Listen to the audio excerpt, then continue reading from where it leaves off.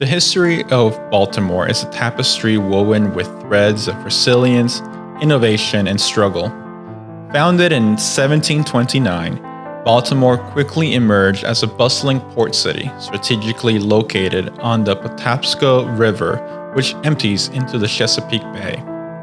Its strategic location contributed to its growth as a major hub for trade, particularly in the 19th century when it became a leading center for shipbuilding, manufacturing, and transportation. The city played a pivotal role in the American Revolution, serving as a key site for battles and political discussions. In the War of 1812, Baltimore earned its nickname, the Monumental City, after successfully defending itself against British attacks, including the famous Battle of Fort McHenry, which inspired Francis Scott Key to write the Star-Spangled Banner. During World War II, it again became a key component in the American success overseas, as historical records indicate that hundreds of Liberty warships were built in Baltimore alone. However, the current state of Baltimore can be best understood through the series of events that occurred after the war. To address the so-called urban blight in the United States, the federal government, in coordination with states and cities, passed the Housing Act of 1949. This act was the first in a series of policies that were designed to provide the money for retooling the city, preparing for the post-war era, and switching from the war machine to a new means of productivity.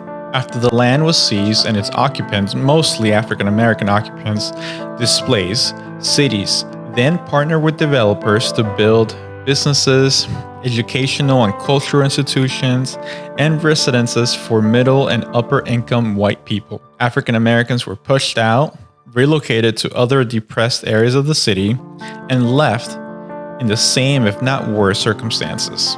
Following the Housing Act of 1949, the nation experienced desegregation in communities, neighborhoods, and schools.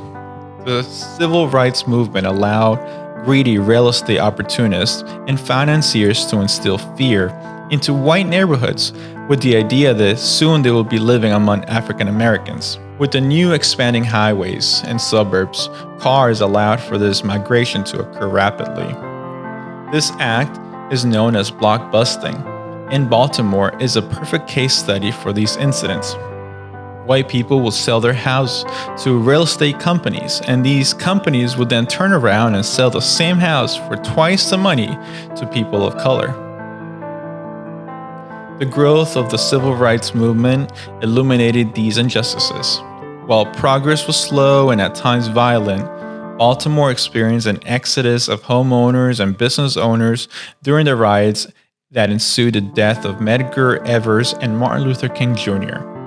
The progress of white people moving out of Baltimore, commonly referred to as white flight, began in earnest during the mid-20th century, particularly in the 1950s and 60s. This phenomenon was driven by various factors, including economic opportunities in the suburbs, desegregation efforts, and changing demographics. As African American population increased in cities like Baltimore, many white residents moved to the suburbs seeking perceived better living conditions, improved schools, and avoidance of integration efforts.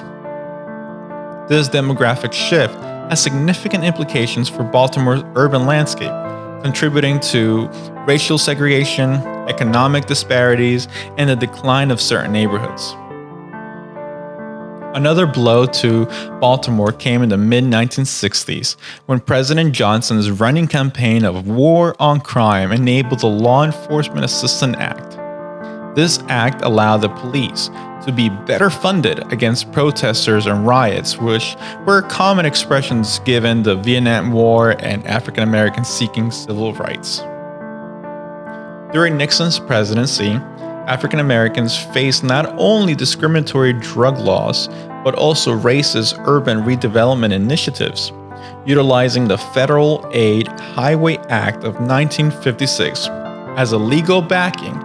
Federal and state governments implemented zoning and redevelopment policies that displace hundreds of thousands of African American families from their city of residence. This displacement aimed to create space for highways and commercial developments, transforming Black neighborhoods into lucrative urban centers. In cities like New York, Washington, D.C., Los Angeles, and Baltimore, these initiatives sparked community resistance. They were known as the Highway Revolt or the Freeway Revolt in Baltimore. Organizations like Baltimore's Relocation Action Movement, RAM, and the Movement Against Deconstruction, MAD, protested these projects, arguing that they not only trapped African Americans in impoverished areas, but also enriched white developers and commuters, exacerbating racial segregation and economic disparities. For our takeaways, we can see that Baltimore has had a long history of resilience, innovations, and struggles. As we consider a highway to healing, we need to take into consideration that this is not a programming problem that needs a solution, nor this is an urban grid that needs reworking, but rather that this is a project about a people seeking to build an anchoring beacon of hope that will shine through the west of Baltimore and illuminate the hope through the abandoned and the decaying houses, schools, and people who still long to see West Baltimore rival inequality with all the successful commercial, financial, and social areas around the world.